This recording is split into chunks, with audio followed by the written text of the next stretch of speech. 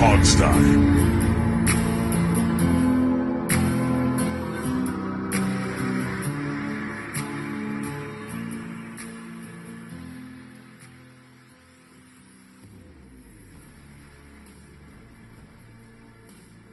Hey everybody, welcome to the Hogseye. It is June 4th, 2025.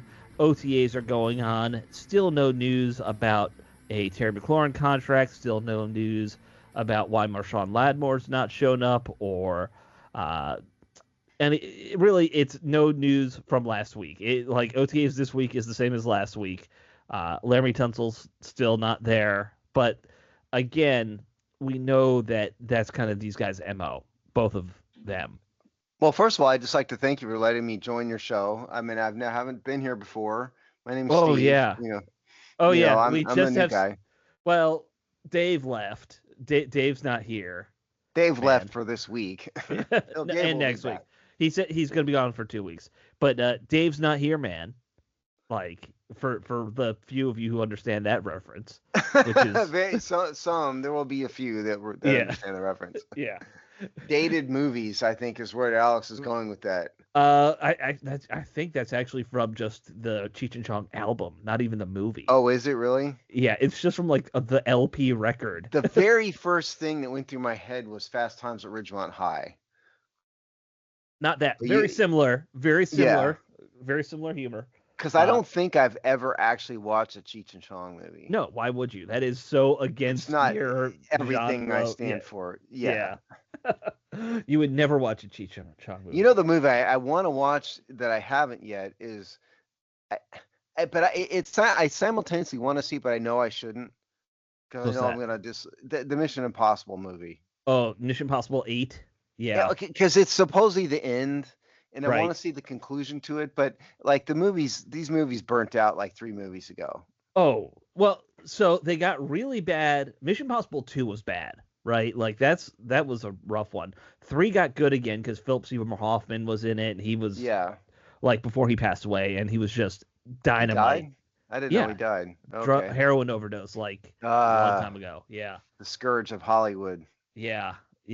Actually, he died of heroin overdose like way after heroin was popular. Like it was like really that was like 15 years ago that should have happened. But he survived the bad times and he did survive those lean times.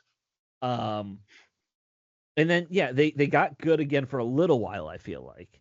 But this is so. Did you see the last one, 7? Yeah, I didn't think it was very good. It wasn't, and they cliffhangered it into this one, which I hate. Yeah, I don't remember how it ended, but I remember thinking this is not. It wasn't a great movie. No, and you know what series is? Wait, go ahead. I was gonna say, the reason they're doing it is it's not that Tom Cruise is starting to look too old to do it. It's that like Vin Rames is starting to look way too old to be doing it. He does, yeah. Tom Cruise is like on some magic potion or something. Orphan blood.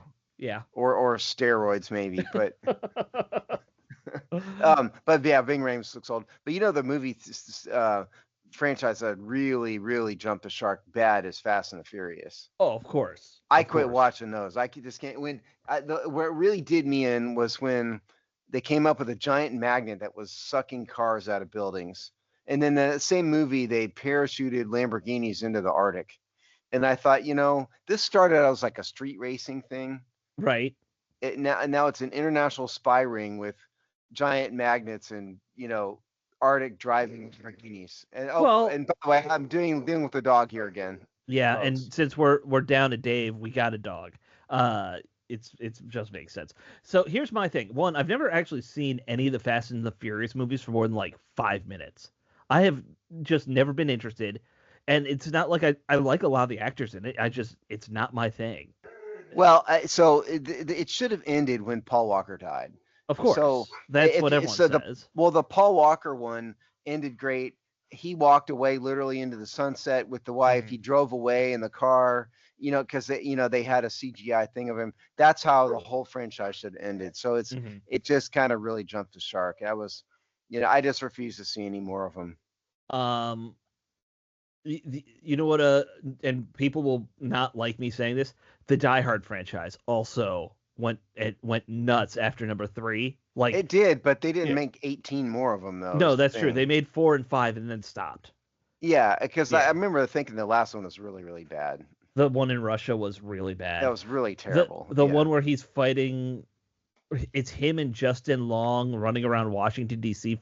Were they fighting robots? I don't even remember. I don't even remember. I don't even remember watching that movie. I mean, so I'm sure I did, but I don't even remember. I do remember the Russia one was just ridiculous. So Yes, the Russian one was really bad.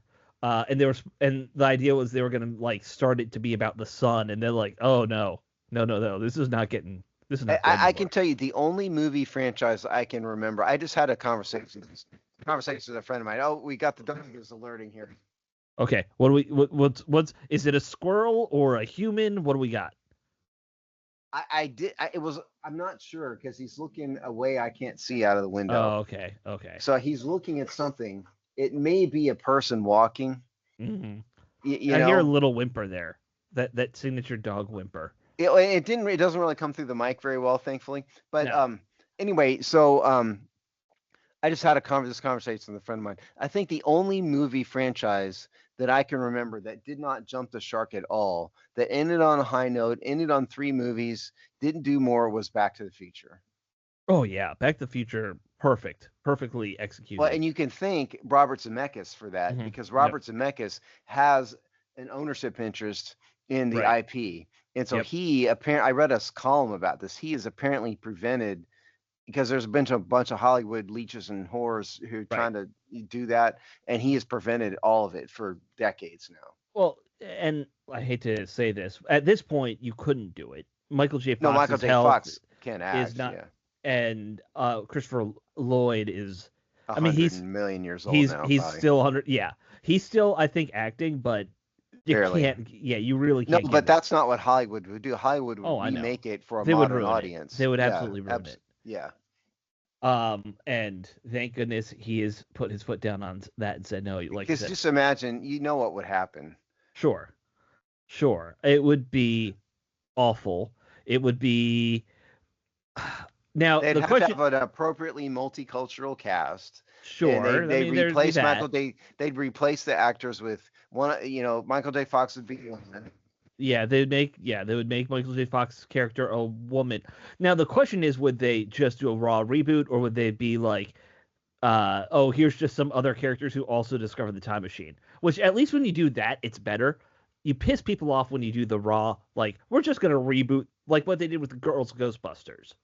Hollywood are idiots, and so they would do a raw reboot. Yeah. The smart thing to do is say, no. This is Doc Brown's like grandson finds the time machine or something. Yeah, whatever. Yeah, no, they wouldn't though. They would be too stupid to do that. I have no respect for Hollywood people. They're just all idiots. They're idiots in the most fantastic ways. My favorite of all time, the story of the Hollywood executive who tried to pitch Julia Roberts to play Harriet Tubman.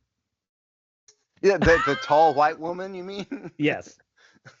that thing's sure to go wrong. Right. And he's like, no one's going to remember that Harriet Tubman was black. No, I'm pretty sure they would. I'm pretty sure that's the basis of her entire story is she's an African American escaped slave. Right. Who then goes on to like help others. With the Underground Railroad. Yeah, that's bad. That might have been the worst idea I ever heard. Yeah, sure, that's true. Yeah. Now, that's worse than my hypothetical Back to the Future. Yeah. Yeah. And if you guys are wondering why we're just talking like this, honestly, there's not a lot going on. So there are some stories that are out. If you've been following social media, you've probably seen that the Trey Hendrickson trade rumor mill is kicking again. ESPN had a little article. Their article was asking teams that could trade for Trey Hendrickson, asking their staff writers to come up with some hypotheticals. What would a trade look like? What would the offer be? So most of the guys, it was the Colts, Bills, and Lions were the 3 other teams they talked about, and that was all. First of all, if you want to look this up before you get into this, The column was called NFL trade offers. Kirk Cousins, Trey Hendrickson, Jalen Ramsey, and it's just listed as from ESPN staff because of the reason Alex said. So yeah, go ahead. Right. So And actually, I didn't think about this. Washington's also been linked to Jalen Ramsey too. I don't know if they put a hypothetical trade in that for Why him. would Washington trade for yet another obnoxious, Right, overpriced corner? right. Because we're the hot team. Everyone wants to pretend we're going to trade for Well, at least everybody. Trey Hendrickson, there's a need. Oh, I, absolutely. I I don't disagree. I mean, yeah, Marshawn Lattimore's been bad, but they're not going to get rid of him at this point. Who you gonna Right. put Lattimore and Ramsey on the field at the same time I mean, I and might do a bench? swap of them just because I think Who's that's going to a take Lattimore for Ramsey? right. I don't know. People. A lot of drugs are done in Miami, man. Maybe, Well, that's maybe true. Yeah. call him at the right time. 5:45 on a Friday afternoon. You call the GM. Maybe he's had one or two. Don't call him on a Friday. Call him on like a Saturday at 8 o'clock. That's what you Right. do. Well, that's true. Yeah. Yeah. You call. Friday, he's still in the office potentially. You got to catch him on a Saturday when he's like all lit, Okay. out of his mind. Yes. Let's pretend that they're not in the office Saturday too. They may not be in June. That might be true. I've told you, of all of us on the show, I've been in these buildings. Yeah. And the football I've been in a building for a NFL team in June, and there's the football staff rolled in at like 10 o'clock. Right. They This weren't. is when they're taking it easy because Yeah, they absolutely. grind Yeah. during the season and during different times of the year. The GM was there, but the coaching Yeah. staff was there, but not all day. Right. All right. So I agree with you. They shouldn't trade for Ramsey. Any trade proposal would be idiotic. But Hendrickson. So there was the Colts, Bills, and Lions. All those trades were like draft picks for the guy. I can do it real fast. Yeah. So Jeremy Fowler wrote the Colts proposal. He's proposing that the Colts give up a 2026 second round pick and a 2027 fifth round pick for Hendrickson. Okay. The Bills, Dan Graziano wrote the Bills write up, and there's a write up here. We're not going to go over all the details, but he's got the Bengals, the Bills trading 2026 second round pick for Hendrickson. Just a second rounder straight up. That's it. Yeah, and that's less than what the Colts were giving, by the way. Right. Although it'd be a higher pick because the Bills are going to be a better team. The Lions, written by Ben Solak, a 2026 second round pick, 2027 fourth round pick that can escalate to a third rounder, and then the Lions get Hendrickson and a 2026 fifth round pick back. Seth Walder wrote the proposal from the Washington Seawards, and he's giving up Johnny Newton, a 2026 third round pick, and a 2027 seventh round pick for Hendrickson, which seems like a lot, to be honest, but it depends on how you value Newton. It depends on the value of Newton. It depends on. I mean, truly, look, Washington is desperate for an elite defensive end. If you really want to put this team in the best situation possible to win a championship, having a great pass rusher is going to be key the next 2 or 3 years, and they don't have one obviously on the roster. There we heard that. That came through a little bit. Yeah, Yeah, it's all right. Well, everyone loves dogs, Steve. It's fine. I don't think it's coming really through on the mic too much either. No, we're only hearing it from time to time. Yeah. I mean, I wrote a column about this 2 weeks ago. Yeah. The statistical fact of the matter is they do not have the manpower that they had last year. They don't have people who, absent an extraordinary year, are going to produce 42 sacks like they had. They just don't. Right. Now we might just have it. There might be a guy there that we don't know. Could come it could come out of nowhere, but I'm just saying the most likely thing is less. Right. So with all that in mind, I think I look at what Seth Walker was proposing there, and or Walder, not Walker. Seth Walder. Yeah. So I look at what Walder's proposing there. That's actually a pretty reasonable trade offer in my mind. Because one, he doesn't want to be on the Cincinnati Bengals. It sounds very contentious between Hendrickson and Cincinnati. And as far as like a negotiation goes, when you start bad-mouthing your coaching staff in the media and you're threatening to hold out for the season, there's a level of hardball that I think you make your way past where I don't know if it's tenable anymore as a player. And I think he's kind of at that. He's getting to that point. He hasn't completely crossed it, Like, when No, but he did bash the team in the media. I mean, yeah, that's bad. yeah, that's really bad. So I would look if if that trade happened, I wouldn't be mad about it. I would. I know people are high on Newton.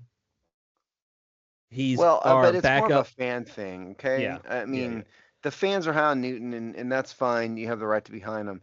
But the fact of the matter is, I mean, he was decent Right, last year. He did one spectacular. I think the objective NFL analysts would go, huh, maybe a decent player. right, I don't really know. We didn't study this beforehand. right. I don't know what the Bengals actually need a defensive tackle. Yeah. Or if this is just something Seth Walder dreamed up. Don't know. Yeah, I don't know either. That part. But would you rather a young defensive tackle who's going to be your number two, maybe number three at times, or would you rather guy who gets you a sack a game on average? Like, because that's what Hendrickson's been Well, doing. I'd rather have the sack a game. Yeah, exactly. Um, I don't think Johnny Newton's going to turn into a Pro Bowl level defensive tackle. Like, he'll be a good one. He will be Will above he though? average. Maybe. I mean, you say that. Yeah, I project most second rounders to at least be above average for a couple of years. You know what I mean? Listen, nobody knows more about the statistical probabilities than I do. To be Right. perfectly honest, I don't think anybody has done, in any media source that I'm aware of, has done as in depth of an analysis of the careers of draft picks as me. I'm Right. talking anywhere, and it's rare, man. Even in Yeah. the first round, the odds are against you finding a career plus level player. Right. They just are. But you go below that, it's not a crapshoot, but the odds get Yeah. low. But we are talking a high second round pick, so the it's not like we're talking about a fifth rounder here. No, I mean the odds in fifth rounder, it's almost a unicorn.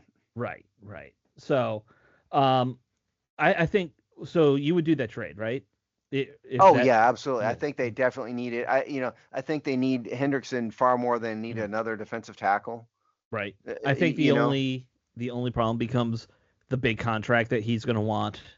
And I mean, I know you can always move things around in the salary cap world, but like he's going to want to be one of the top paid defensive ends. yeah, but let me handle it. Yeah. I could figure out something. Yeah, I'm sure you I'm could. not trying to be, Right. a smart aleck. I mean, we could figure that out.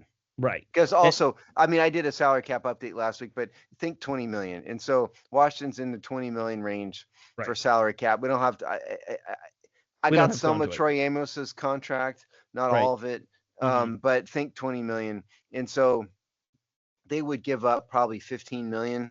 They're not going to go all the way down to zero, Right. but they'd probably do maybe $15 million cap. We could figure that out. Yeah. You do 15 this year, a big one next couple years, and move Well, on. what you do is you have to sign him to a long-term contract, probably put for a couple void years at the end, Right. low base in year one, Hmm. split the huge signing bonus. I mean, there's ways to do it. Did we talk about on the show how there's rumors that the NFL wants to adjust the cap rules? Yes. We did. Okay. Yeah. I couldn't remember if we talked about that on air, off air, or if I just heard you talking about it with Chris or something. It's But not. hey, you know what? Actually, I don't know. I'm not sure. It's one of those things. All right, so that was interesting. The last name, of course, in that article is a former Redskin, Kirk Cousins, who has maybe the. We were talking about it before the show. It's an interesting situation. He definitely shouldn't be there. He's the number two guy in Atlanta at this point. He could still be starting if he had signed a better contract. But the contract's the problem, right, Steve? Oh yeah, absolutely. And they drafted Michael Penix Right, and he last played year. well when they finally put him Yeah. in. I mean, that just tells me that they signed him to this contract and went, oh no, Right. what do we do? Yeah. So, Cousins doesn't have quite as ridiculous a contract as Deshaun Hmm. Watson or the prior Kirk Cousins contract in Minnesota, but it's still not good. He's got 4 years, 180 million, 100 million guaranteed Yep. overall. 2025, he's got a cap hit of 40 million. His dead cap's crazy, Hmm. but they could trade him away in a post June 1 trade for it'd save a decent amount of money. They would save about $27.5 million, so they traded him away. His problem is that you get past this year, and you get into next year, then his salary, his cap hit really goes crazy because he's got more guaranteed money coming in 2026 and 27. His cap hit's going to go up to 57 million next year. Right. And you just can't have that as a backup. That's crazy. But the problem is, who's going to take that on? Who is desperate enough to take a $57 million cap hit? For what's going to be a 39, or he might even hit 40, but how old is he right now? I don't, let's see. I'll look He's him up 30. too. He's almost 37. He's going to be 37 in August. So that's a problem. I mean, you could extend the contract out but you can't. Yeah, that's the problem. He's old enough that you could, but it would be it wouldn't be a bad move because he's so old. And by the way, he's got a full no trade clause. Right. But he has publicly, I think, said he'll waive the no trade clause. Yeah, but if you trade him to like the Bengals or something, right? Or some crappy team, he could theoretically say no. I mean, so obviously the team with the biggest holes, Pittsburgh, right? Like they're the one team. Yeah, but they're not stupid enough to trade for 57 million in cap hit, though. Yeah.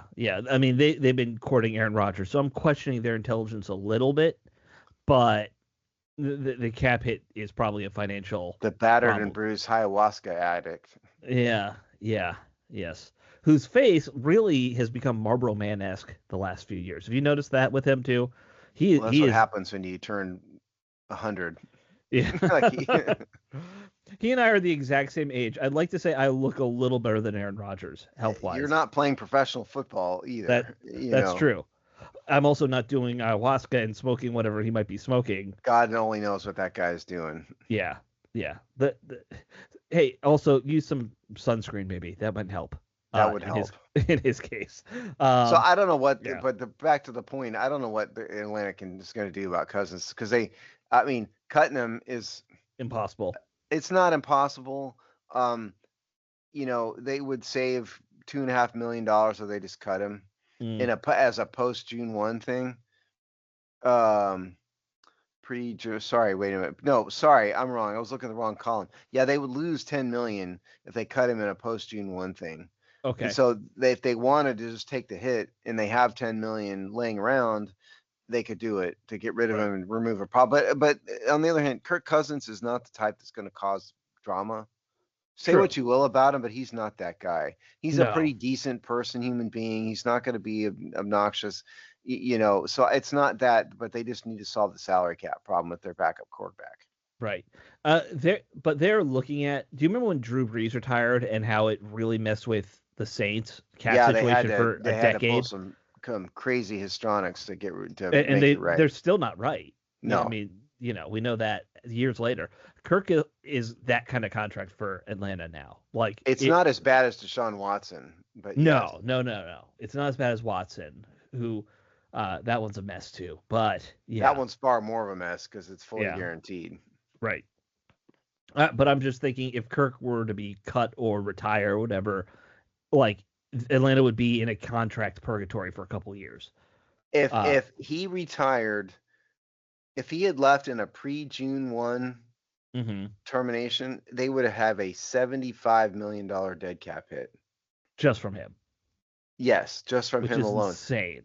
Yeah, and it's $50 million in a post-June 1 release. Right.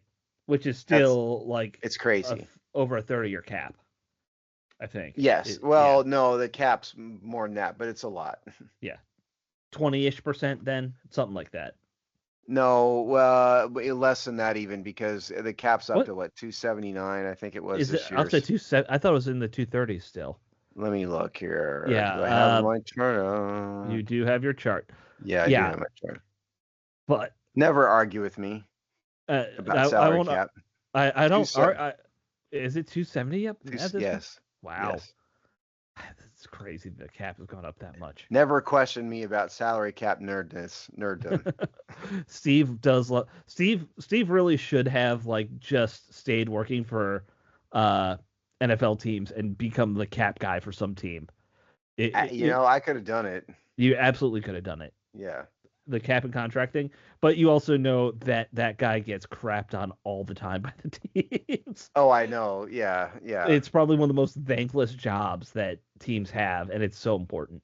Um, but yeah, well, those are the only big name trades that are out there.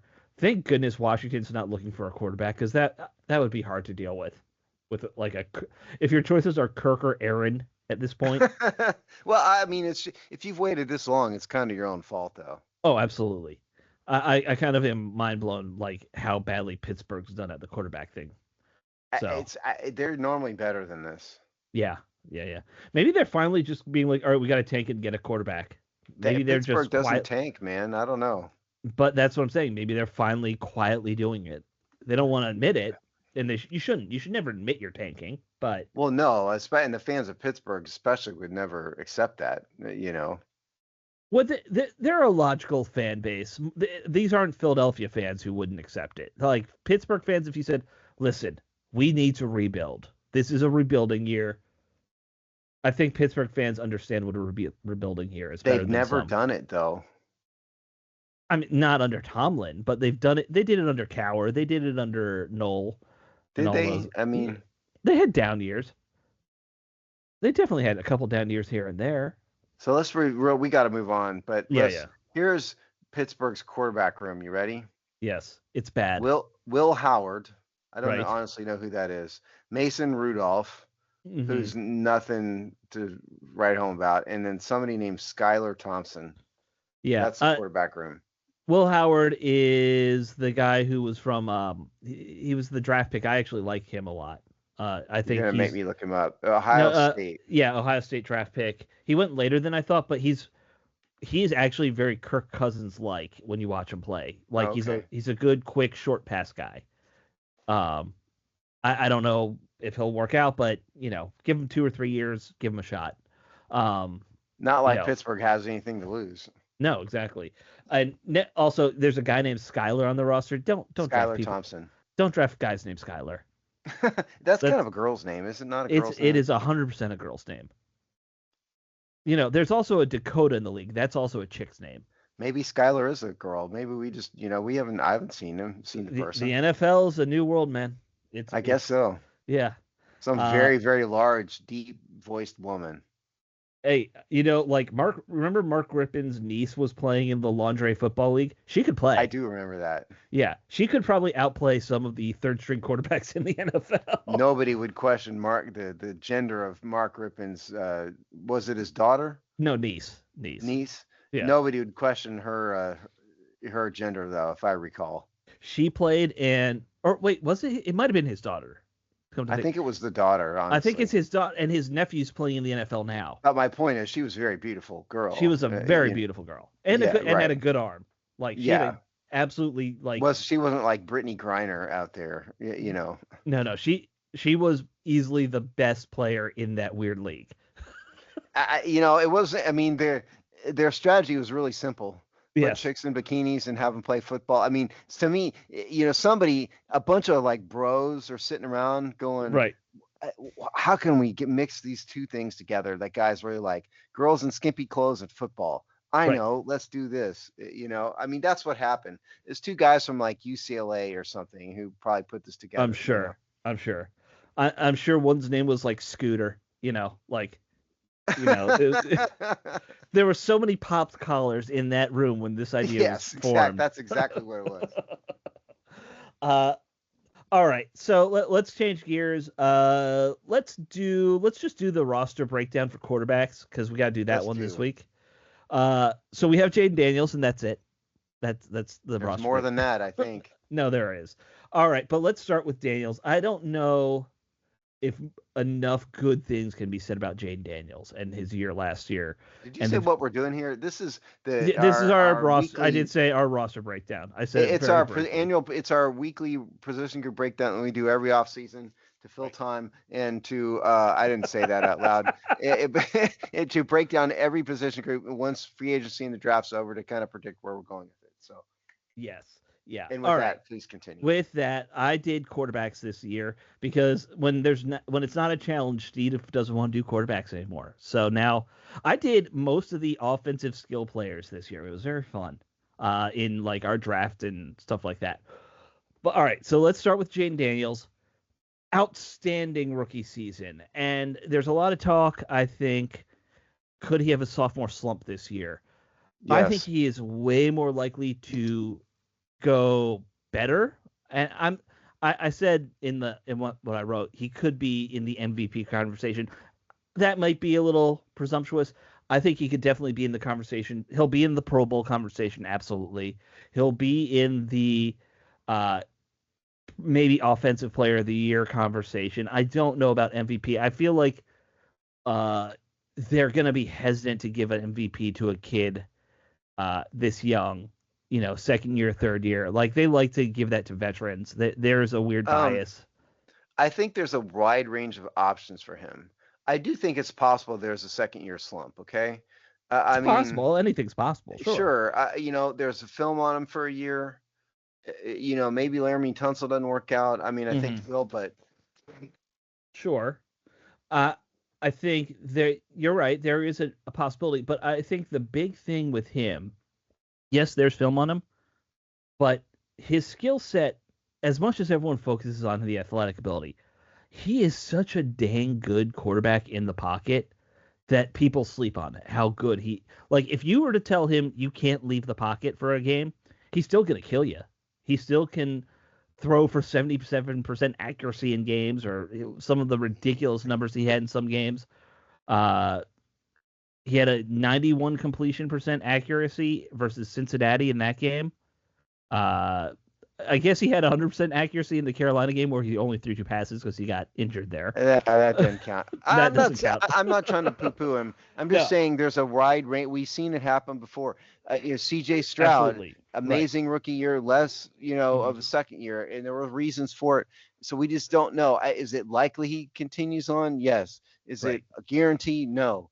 That's all Absolutely. I'm saying. And I think he was sort of briefly an outside candidate for MVP last year. At least he was at least mentioned in Right. in He was discussion, so probably it's top possible. 10, never top 5 kind of. Probably right, and so Yeah, it's possible he gets to that level in year two. it is. I think the thing, and I looked at some of the advanced analytics, and I didn't pull up all his numbers right in front of me here, but he is ridiculously good on third downs. He's ridiculous. He's even better on fourth downs. He didn't miss a fourth down completion. Now, one of them didn't go for a first down. Somebody remind me, it was a pass to Ertz that came up a yard short. But I think he was then 7 for 8 on fourth down passes, getting converted into first downs. That's pretty darn good. Washington had the highest fourth down conversion percentage in the league, and a huge part of it's almost all because of him, because he's such a good threat. If you get him on the edge and he can get outside, you don't know what's going to happen, and he's just going to get it because whatever you do, he will do the other thing to get the first down. Uh, his ability to read, and Kobe agrees. I can tell. It's going absolutely crazy about something. Yes. There's not enough good things, like I said, that you can say about Jaden Daniels, and I don't think you're overstating it with all the positivity. No, I just don't want to get too hyperbolic about it. There's a realm of realistic possibilities.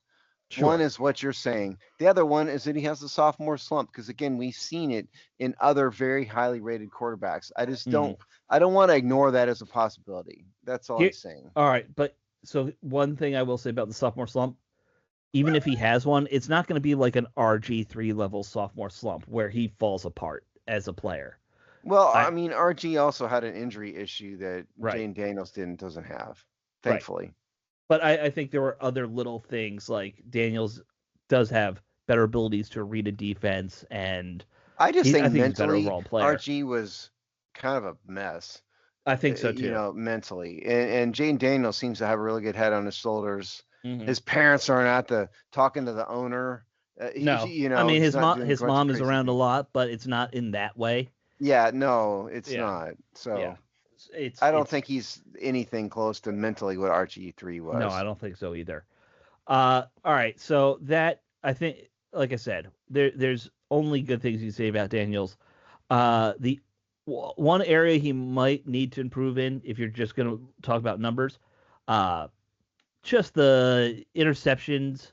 He had 9 last year. I know that's not terrible. He's got to bring those down just a little bit. Um, but again, not the end of the world. He had 25 touchdown passes, 9 interceptions.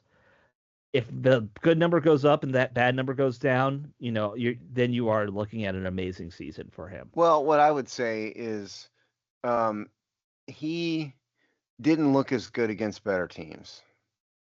I think that's a fair criticism. I mean, True. his performance went down against better teams. So I just think that comes with experience. Sure. So that's it. And if you want to talk about interceptions, let's Hmm. do. So his interception percentage was 1.9%. Right. Which was ranked 13th in the NFL among qualifying players. So Justin Herbert was first with 0.6. He's at 1.9%. So I mean, he was doing fine. He did, Right. yes, he threw some more interceptions kind of toward the middle end of the season, but he wasn't an interception machine like we've seen, in other quarterbacks. Oh yeah, yeah. No, I think it was kind of that period of time when he was recovering from the broken rib, things kind of dipped for him a Yeah, lot. And right. yes, because he's playing quarterback throwing with a broken rib. Of course I, your numbers are going to go yeah, down. I just think the bigger issue is he needs to figure out how to maintain his performance against better teams. He does. I think that also comes with having better people around you. Let's be Absolutely, honest. of course. Terry McLaurin is the only stud player they had on the roster for him to play with. He made very average and below average looking NFL players look like good players Yeah, throughout the season last year. I guess Zach Ertz is a pro. You could put him there, even though he's up there age wise. Um, yeah, yeah. I think you have a fair point though. They need to show they can do it against better teams because they're going to play a lot of better teams this year. Um, yeah, looking at it, lost to Philly, lost to Baltimore. Uh, they didn't but play a he lot didn't of play well playoff. in those games. Yeah, That's what I'm saying. He yeah, didn't play as well. They kind of got his number. That's why I'm saying I think it's possible there's a sophomore slump. I'm not saying it's likely. I'm not predicting it. I'm saying mm, it's possible because they have a harder schedule. There's yeah, some teams with good defenses out there, and they're way better than us at film and all of that. It's not mm, beyond the realm of possible, yeah. that he gets figured out a little bit. It's not, but I have a lot of faith in them. All right, let's move on to the next guy, who is Marcus Mariota. Happy they brought him back. Honestly, Oh, absolutely. He's the perfect backup for he is the Jay perfect Daniels. backup for Daniels. His, I mean, the fact that his story, former Heisman winner, former first round draft pick, there's a lot of parallels to their early careers, and there's a lot of stuff I think he can teach Daniels because of that. But he also Um, has the same play style. yes, very similar play style. You're right. That's why I Uh, liked him. It's very hmm similar. He's also a runner. They don't really have to change the offense when Mariota's out there. True. And he did have to go out there a little bit last year, and he played really well. I think a lot of fans, myself included, were kind of thinking he would get a shot at a starting job again after how well he played in the 2 or 3 appearances he had last year. I thought it Uh, was possible, but I yeah, guess not. I'll give you the numbers were 34 or out of 44 completions attempts, so 77% completion rate, 364 yards, 4 touchdowns, no picks. So it's like he played roughly 1 game's worth of football. Like if you look at those numbers, that 44 passes these days is around 1 game. Um, He's a known quantity. he is, and look, he's also older at 32 now, so that might dissuade some teams from really He's wanting to not that invest. old by quarterback standards, so No, not by quarterback, but you're not going to build around that guy for more than a couple years. no, he'd be a bridge to somebody else. Right, you bring him in, you say we want you 2 years here starting, and then we're going to draft somebody. Yeah, exactly. Your bridge. But good dude. I think he's a perfect backup. I mean, Yeah, for the reasons I already perfect backup. said, he plays. Mhm. One, he's not an ego guy. He's not No. causing problems. He's been a great mentor, as you said. I Mhm. think his body style is the same as Daniels. He was known as a runner in college. Yep. He's very athletic. The offense stays exactly the same. I think everything. I think he's the perfect. I was really glad to see they brought him back. I was too. I was glad they brought him back. Like you said, there's just a lot of positive stuff there with him. You know, I think, all right, let's go. The third guy on the roster kind of is, in a fun way, becoming a fan favorite. Sam Hartman. Uh, he's a fan favorite, not like he's not like Colt McCoy or Colt Brennan with that weird backup like obsession that fans get. This guy is just like a party animal and also like the most handsome quarterback in the history of football, apparently. Yeah, I was gonna say. I mean, those of you out there who are attracted to men, Right. mostly the ladies, but I'm sure some of the guys out there Right. are all think very highly of Sam Hartman's looks. Right. Well, he's got the long hair. He's got the perfect chiseled chin, beard thing going. It's clearly not It, you and I because we were just drooling over Mark Rippon's daughter. So right. Right. But I can appreciate the humor in the whole situation. It's very funny. Yeah, it is very funny. And the best part is he and Jane Daniels seem to be joined at the hip. You see them out together, that like they were at the Caps game together. I put a little part about that in my post. Oh yeah. I didn't watch. You linked it to a video that I didn't watch. Okay, so during the Caps playoffs, he was at a bunch of the games, like partying with different team or players on the team. So like he was out there with Jane Daniels and Marcus Mariota at one point. They were throwing footballs into the crowd, or T-shirts or football. I can't remember. They were throwing things at the crowd. It was fun. Then they went back, and he's drinking beers through his T-shirt, which is a thing you do apparently at hockey games. Why? I don't know. You pull the T-shirt over your head, and then you chug a beer through it. Okay, I'm just watching it now. I see him doing this. Yes. Yeah, this guy looks like the ultimate party animal, like no other. Right. And we know that it's just a very good, healthy quarterback room with these. Like all these quarterbacks seem to be hanging out a lot together. I think Sam Hartman partied more in that video more than I have in a cumulative sense in my entire life. Probably. Yeah, I mean, realistically.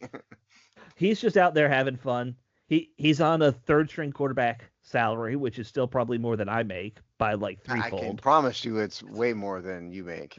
Yes. Because you want to know what Sam Hartman makes? I'm assuming it's in the $500,000 range now for a third string quarterback, right? Like, it's funny you think that.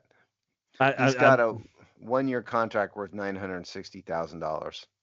Yeah, but after taxes and his agent, he's still you have to pay taxes on your salary too. Not as much. He's probably paying 10% to his agent. So yeah, say he's pulling in before taxes. 900. Yeah. Well, call it $850 for the sake of the argument. No, call it 8. If it's 10%, 96. So I mean, so after subtract 30% from that, or he's in Maryland or Virginia, so state tax.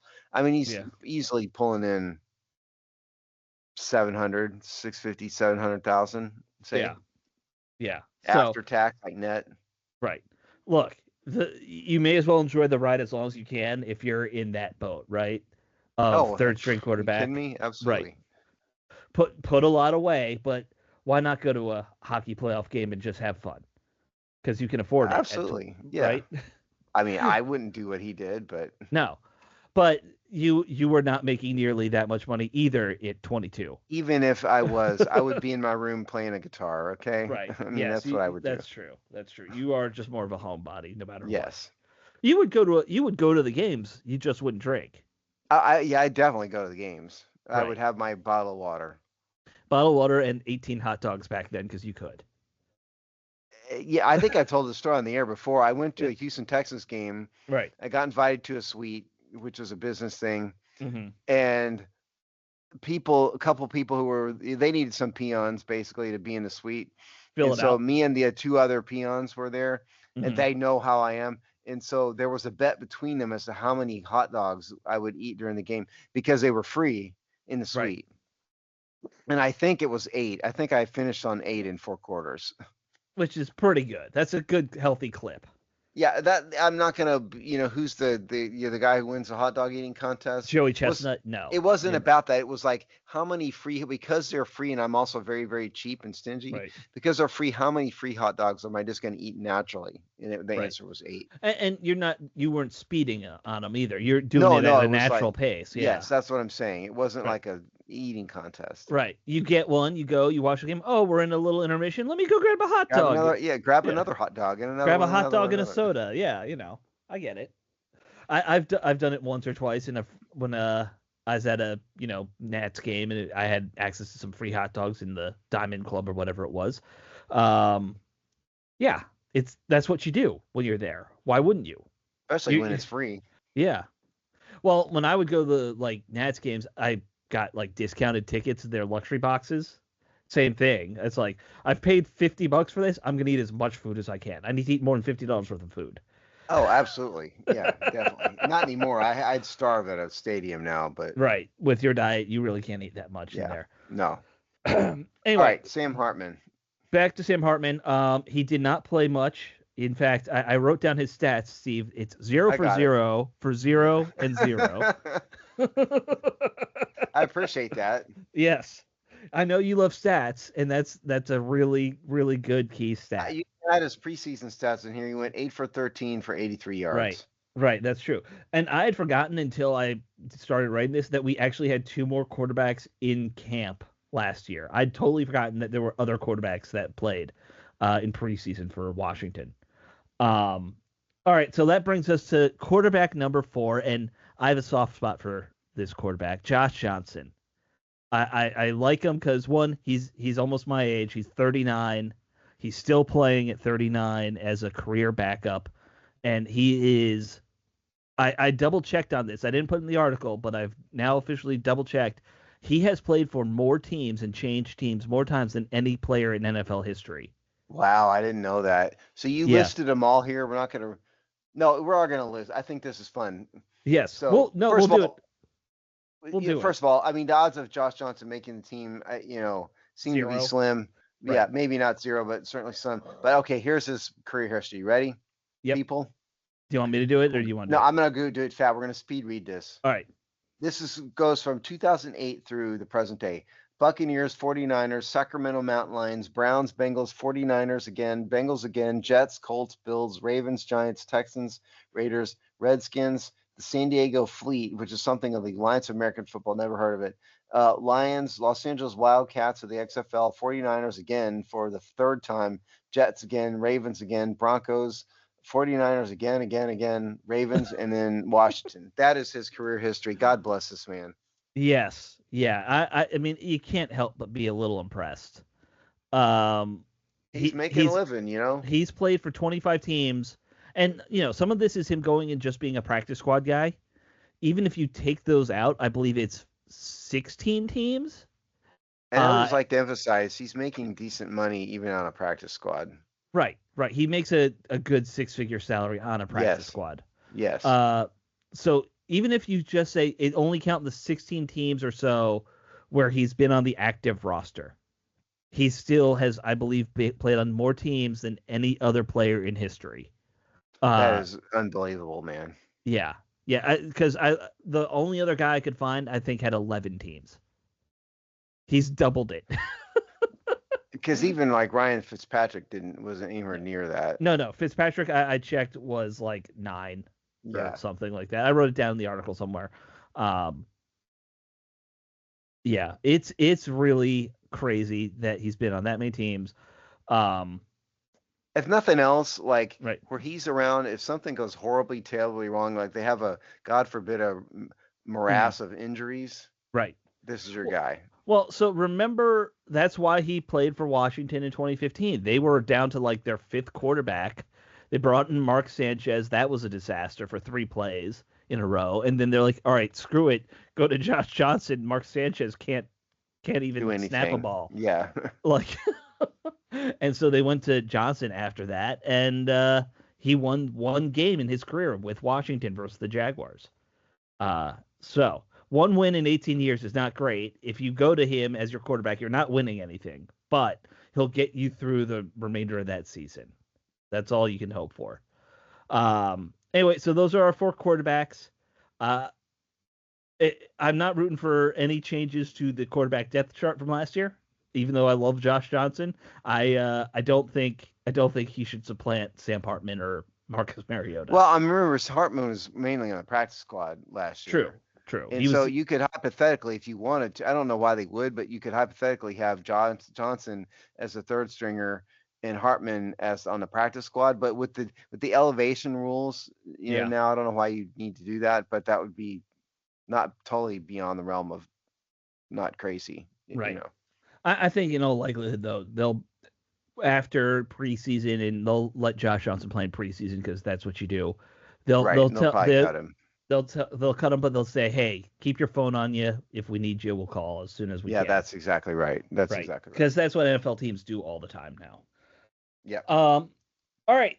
So we have a few minutes. I want to cover. You wrote a fun article this week about running backs, and just the running back production last year. So I want to talk to you about that. And I want to play a little game because you wrote that article, and since I have the stats up for Jayden Daniels right now, at some point I want you to give me the running back totals per game, and we'll see if Jayden Daniels outran the running backs. Well, he did. Okay. Yes. You want me to start week 1 and go through all of it? No, we don't really have to. I happen to know Daniels outran the running backs in half the games. So what was going through my head when I wrote this is, let's take Jayden Daniels out of it, because what we can't do is rely on a quarterback to be the leading rusher unless your name is Michael Vick or RG3, and RG3 got hurt. So it's not a great idea to rely on this. Jayden Daniels had 891 yards last year. That's not sustainable. It shouldn't be sustainable. So the rest of the running, and I carved out the gadget plays and everything. And so the running back room combined had 354 last year, 354 carries for 1,600 yards, which equals 4.5 yards per attempt. However, Brian Robinson, the starter, 187 carries, 799 yards, 4.3 yards per carry. Austin Eckler, 77 for 367, 4.8 yards per carry. Jeremy McNichols, 55 for 261, 4.7 yards per carry. And Chris Rodriguez, 35 for 173, 4.9. So 2 things on that. 1, the starter was the lesser of all of them. Right. 2, Robinson's stats are a bit deceiving because he had a couple games which his yards per carry were way up. And so that really boosted his stats and made his year look a little better than it really was. And the truth is, and so then what I did is I went week by week, because I'm a nerd like this. Went week by week and broke out what did the running back room do every week. And you can read all this on the site. But the summary here, Washington's running back room produced less than 4.5 yards per carry in 11 games last season. 4.5 yards is kind of my magic number, because if you have 3 runs, that gets you a first down at 4.5 yards per carry. That's where I'm going with this.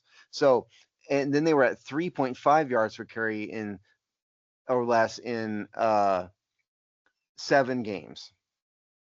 7 of those 11 games. And so in almost half the season, the running back room produced 3.5 yards per carry.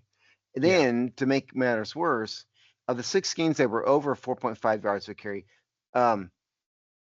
listen to the teams they were at: Giants, Cardinals, Browns, Panthers, Titans. 5 of those 6 games, Giants, Cardinals, Browns, Panthers, Titans. All terrible, horrible teams. Well, the Browns are a very good defense, but they were a bad team. Right. Yeah. And the worst games they had: 2.7 yards per carry against the Ravens, 2.9 against the Steelers, 2.1 against the Eagles. So what does all this tell you? The numbers were boosted by a couple great games against bad teams. Sure. The starters average. They played very noticeably worse against worse teams. And so, are they the worst running team in the league? Absolutely not. Are they a good No. one? Absolutely not. And furthermore, they didn't do much to help. Laremy Tunsil is known as a pass blocker first. He's Hmm. not known as a great run blocker. Same with Josh Connerly. Same exact thing. He's known as a pass blocker.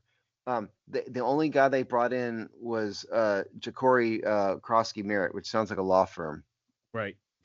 And he didn't play last year because of a ridiculous eligibility issue that had nothing to do with his behavior. It was a Still, the red most shirt thing. insane eligibility thing I've ever heard. Oh, it's If crazy. And yeah, so the short version is basically the NCAA said your redshirt year wasn't really a redshirt year, so you need to sit out. This is right. the senior. It's ridiculous. But point is, we don't really know how he's going to come out.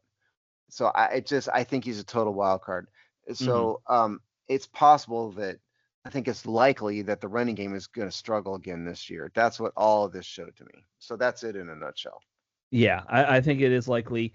Uh, we won't actually go through. There were several games where Jane Daniels was the leading, not just the Yeah, leading rusher, many. but outran all the running backs together. Well, you got Oh, to understand that I just went over the stats, okay? yeah. So, Brian Robinson, 799 yards. Daniels had 891 yards Right. rushing. So he was the team's leading rusher. And, Right. and his yards per carry, I don't have it right in front. Yards per carry way higher than Robinson. Yeah. They're and like you said, it's really not sustainable. Lamar Jackson is still a very productive runner, but I think that's more the exception. Oh, he's a unicorn. I mean, he quarterbacks don't do what he does. right. Even the ones like Cam Newton, who was a really good runner, like it shortened his career significantly. We all know that. Like it that's where it's really not sustainable. Is if you're going to be that player, it means you have a 10-year career, not a 20-year career. And Yeah, you just can't. I mean, you yeah, just can't use Jaden Daniels or Lamar Jackson as any kind of normal at all. right, right. And Michael Vick was the same way. It's like the Mhm. fact that Michael Vick did what he did is crazy. Right. Even Michael Vick in the latter half of his career when he moved to Philly, after he did all the crimes and jail time. After he got in Uh, trouble for dogfighting, yeah. yes, yes. He was much more of a traditional quarterback at that point. Like he still was mobile, but he wasn't what he was in Atlanta. Well, I wrote an article a while ago. I don't have it fun. We're out of time now, but Yeah. I did compare Jaden Daniels' rookie rushing year to all the great rushing quarterbacks, and he's up there, man. It was really Lamar Jackson is the one Hmm. that has got everybody beat. Lamar Jackson's the greatest running quarterback in NFL history. And I think he'll go down I as mean, that. objectively and statistically, he is. Hmm. There's no question. Yeah. But my point to all of this is the team cannot rely on Jane Daniels to be the run game. And so, what did they do about it this year? Really, not much. Hmm. Tunsil and Connerly are blocking uh, tackles first. Krosky Merritt, I think, is a complete total wild card. He could be good, he could be bad. We really have no idea Hmm. at all. And Brian Robinson is what he is at this point. He's going to be gone next year, probably. And the rest of these guys, I've always liked Chris Rodriguez, but the truth is he hasn't got a ton of carries, and he's a wild card too. Austin Eckler's not an every down back. Jeremy McNichols is average at best. Yeah. Yeah. It's probably gonna be the only hope you really have that'll help it is actually Debo, I think, in some ways, because he'll give you more ability in the gadget play area. But Debo opens up the offense a little bit Yeah. because he can be the gadget guy, and so you have him in there. You can line him up in a variety of positions with the intent of confusing the defense a little Hmm. bit, and so that may open up the run game. And by the way, I mean Tunsil being average may be better than last year's Right. tackles, Tunsil and Connerly. I'm not saying it's a complete zero. I'm just saying they're not known as outstanding run blockers. That's all I'm Right. saying. I do have some hope that Connerly can develop though, just because of his mobility. Yeah, absolutely. He's Yeah. very mobile dude. Yeah. And that's what you need to make a We'll good see. running game. Yeah. All right. So that kind of covers that. Hey, Steve, we just about made it. We have We 45 made seconds it. till the 1 hour mark. We can vamp for 25 seconds, surely. Oh I my don't God. know. I don't know. Uh, you know I what? can ask Kobe what he thinks. I Maybe was he has actually an going to opinion about say this. Kobe, other than like one or two incidents, pretty well behaved. Well, You know, except I was muted for almost all the time you were talking to that Alex. is shh. We don't tell people you were muted.